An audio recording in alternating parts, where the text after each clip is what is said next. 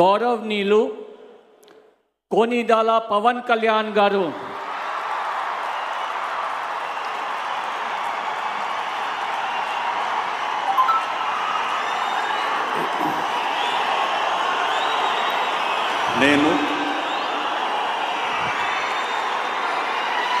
కొనిదల పవన్ కళ్యాణ్ అనే నేను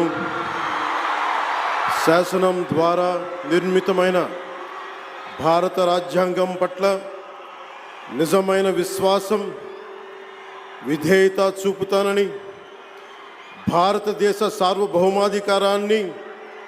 సమగ్రతని కాపాడుతానని, ఆంధ్రప్రదేశ్ రాష్ట్ర మంత్రిగా నా కర్తవ్యాలను శ్రద్ధతో అంతఃకరణ శుద్ధితో నిర్వహిస్తానని, భయం గాని